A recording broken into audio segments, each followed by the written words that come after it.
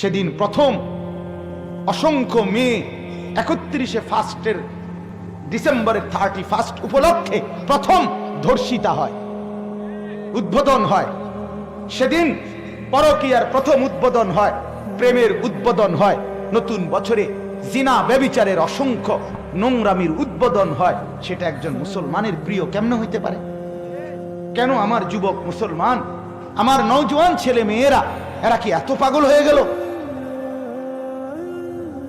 ইসলাম কি আমরা এভাবে ভুলে গেলাম? ইসলাম আমাদের কিছুই দেয় নাই, কোরআন আমাদের কিছুই দেয় নাই, আমাদের ধর্মে তাইলে কিচ্ছু নাই। তাইলে যুবক ছেড়েই দাও, মাঝপথে ঘোষণা দিয়ে দাও বাজারে সবার সামনে, আমি মুসলমান না, আমি বেঈমান বলে দাও। ধর্মের পরিচয় রাখছো কেন?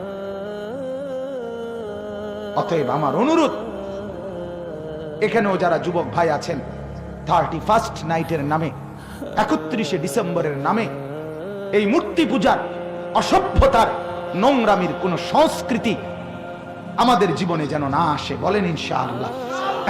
যদি তুমি মানুষের বাচ্চা হয়ে থাকো, যদি তুমি মুসলমানের সন্তান হয়ে থাকো, যদি তুমি মায়ের দুধ পান করে থাকো, যদি তুমি মুসলমান বাবার পয়সায় বড় হয়ে থাকো, তো আমি বন্ধু, আমি ভাই অনুরোধ করলাম, যদি তোমার পেটে পবিত্র মার দুধ থাকে, মুসলমান মায়ের দুধ থাকে, তো তুমি 31 নাইটের নামে কোন উদযাপন, কোন অসভ্যতা, কোন নোংরামি মোবাইল দিয়েও করবা না।